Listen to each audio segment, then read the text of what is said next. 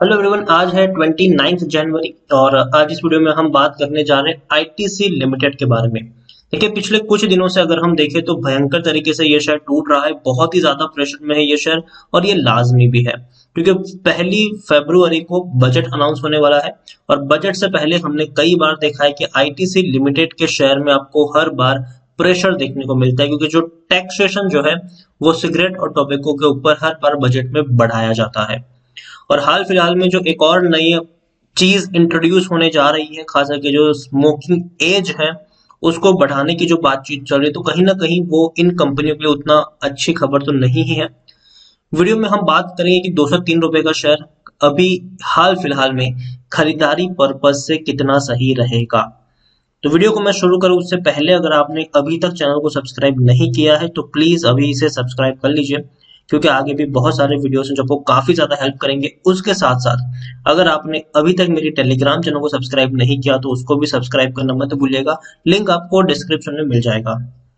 तो बात करते हैं आईटीसी लिमिटेड की। 203 रुपए का ये शेयर है और पिछले एक महीने में देखें तो एक महीने में जैसे कि 4% की गिरावट है, लेकिन आप खुद देखिए कि कहां पे था ये शेयर, तकरीबन 220 रुपए के ऊपर था।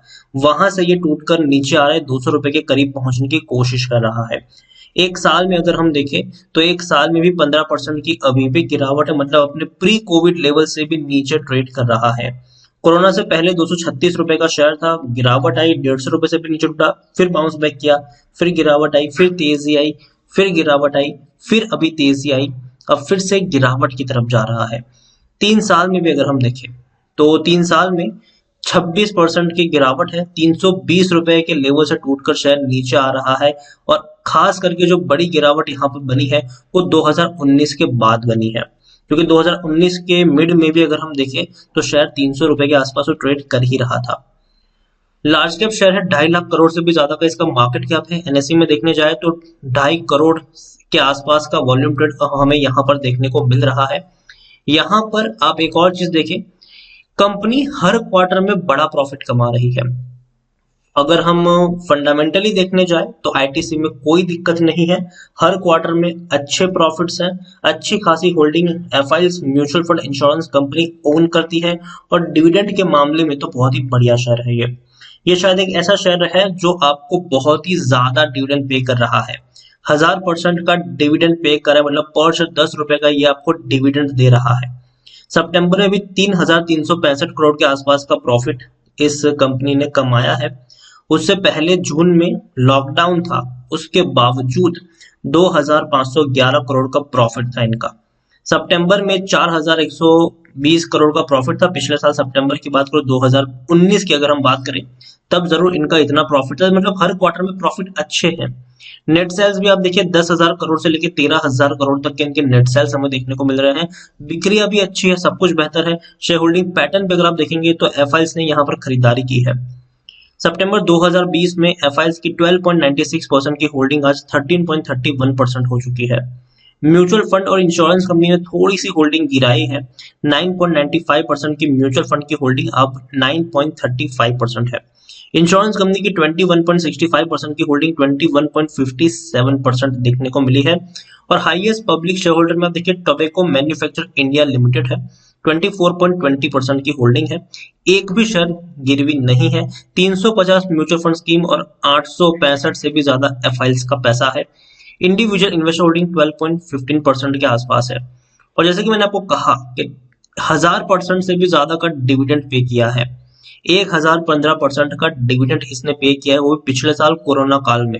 मतलब पर शेयर आपको 10 रुपए 15 पैसे का डिविडेंड इस कंपनी ने कोरोना काल में, मतलब जुलाई को पे किया था, पिछले साल जुलाई महीने में पे किया है। हालांकि इस कंपनी को सिर्फ और सिर्फ आप टोबैको और सिगरेट से जोड़कर नहीं देख सकते, क्योंकि पिछले कुछ वक्त में कंपनी ने बहुत अच्छे से अपने पूरा का पूरा जो बिजनेस है उसको एफएमसीजी में कन्वर्ट करने का काम किया है। एफएमसीजी में आप देखिए आशीर्वाद बहुत बड़ी आइटम है, सनफीस्ट की बात करें बहुत बड़ा ब्रांड है ये, बिंगो की बात करें, किचन ऑफ इंडिया की बात करें, सनफीस्ट, यूपी नूडल्स की बात करें, बी नेचुरल जो इस कोरोना काल में बहुत ज्यादा कंज्यूम हुआ है क्योंकि लोग कोल्ड ड्रिंक को छोड़कर जूस को ज्यादा प्रीफर कर रहे थे। मिंटो से लेकर Candyman, Gum On, Fabelle, Sunbean, Wonderz Milk, ITC Master Chef, Farmland, farm land से लेकर Fiama Di Wills, Dream Flower, Fiama Vivels, Engage, Superia, Nimwash corona काल में काफी ज्यादा कंज्यूम भी हुआ है, और सेवलॉन ने तो भैया झंडे गाड़ दिए हैं। सेवलॉन सबसे ज्यादा कंज्यूम हुआ है कोरोना में इनके, अगर हम ब्रांड को अगर हम देखने की कोशिश करें तो। इसके अलावा क्लासमेट की नोटबुक से लेकर पेन से लेकर पेंसिल बहुत ज्यादा पॉपुलर है। पेपर क्राफ्ट प्रीमियम नोटबुक्स आप सबने देखी होगी, हर छोटी बड़ी स्टेशनरीज में आपको ये मिल जाएंगी। मंगल धूप दीप अगरबत्ती से लेकर होम लाइट्स, ये इनकी एक से बढ़कर एक ब्रांड है। और इतना ही नहीं, कंपनी सिर्फ यहाँ तक नहीं है, आईटीसी टेक में भी कंपनी का नाम है। आईटीसी होटल्स भी बहुत बड़ा बिजनेस है। तो ये कोई छोटा मोटा बिजनेस नहीं, आपको देखिए FMCG, hotels, paper board and speciality, packaging में है, यहाँ पर एग्री बिजनेस में है, इंफॉर्मेशन एंड टेक्नोलॉजी में है। तो भैया एक से बढ़कर एक चीज है। आईटीसी होटल्स कोरोना की वजह से एक प्रॉफिट वहां से नहीं आ रहा था ज्यादातर, लेकिन अब धीरे धीरे मार्केट खुल रहा है, अब वहां से भी आपको प्रॉफिट देखने को मिलेगा। टेक्निकल रेटिंग अभी न्यूट्रल है, क्योंकि भैया बजट में कुछ भी हो सकता है, क्योंकि अब आज भी एक बड़ा पैसा जो है वो टोबैको से ही आता है, सिगरेट से ही आता है। तो बजट में अनाउंस कुछ भी हो सकता है, और उस अनाउंसमेंट का इस कंपनी के ऊपर असर भी पड़ सकता है, इसमें कोई शक नहीं है। लेकिन उसके बावजूद अगर आप देखेंगे तो ITC wins national awards for excellence in corporate governance.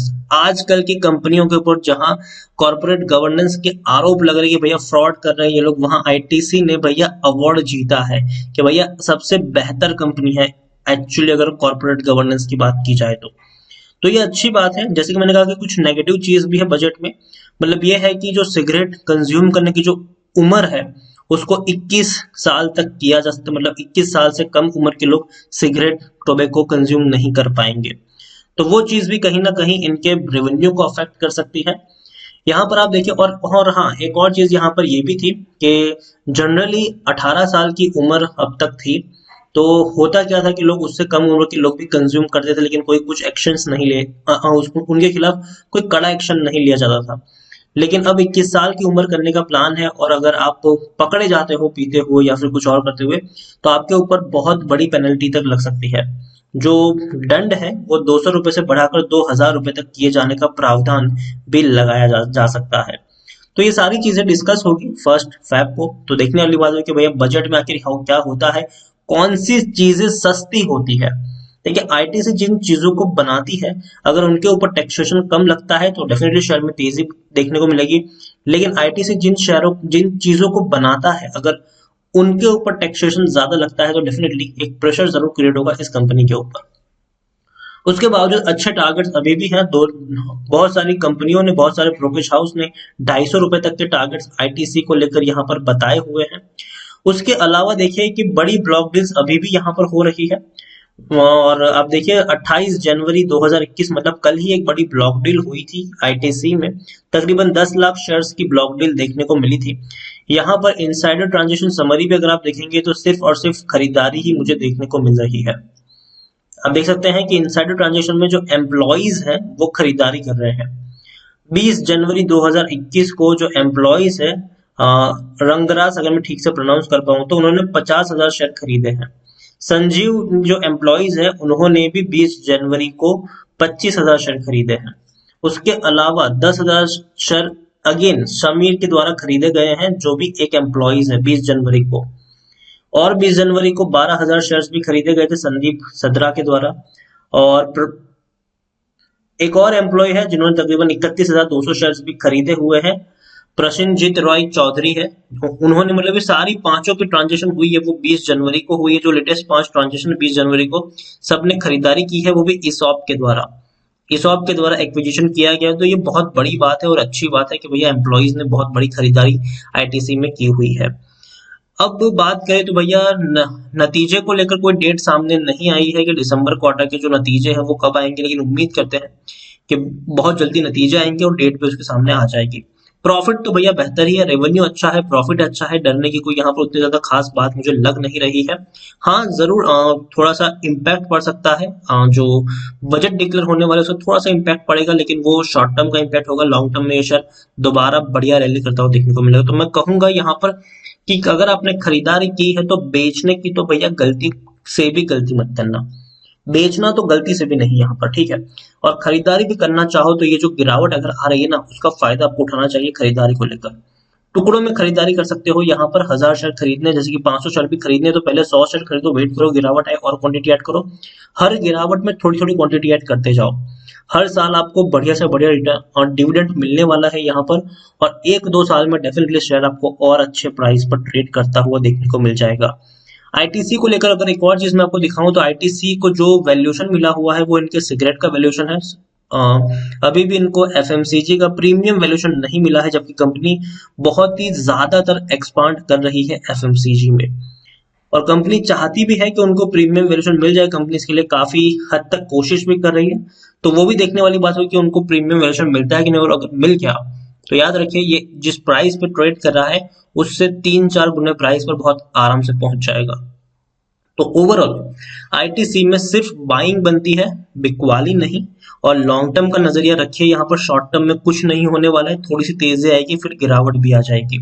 लेकिन लॉन्ग टर्म का नजरिया होगा तो अच्छा डिविडेंड भी आप यहाँ पर गेन कर पाओगे और शेयर में आपको लॉन्ग टर्म में तेजी भी देखने को मिल जाएगी। बजट ने थोड़ा सा निराश जरूर कर सकता है आईटीसी, लेकिन फिर भी शेयर में उसके बाद तेजी देखने को मिलेगी। तो बजट वाले माहौल में अगर गिरावट आती है तो आपके पास मौका है बाइंग का, चूकना मत इसे। तो वीडियो को यहीं पे एंड करूंगा। पसंद आया हो तो प्लीज लाइक और शेयर कर, चैनल पर अगर पहली बार है तो प्लीज सब्सक्राइब करें। और आईटीसी लिमिटेड के बारे में आप क्या सोचते हैं वो भी आप मुझे कमेंट में लिखकर बता सकते हैं। Thank you.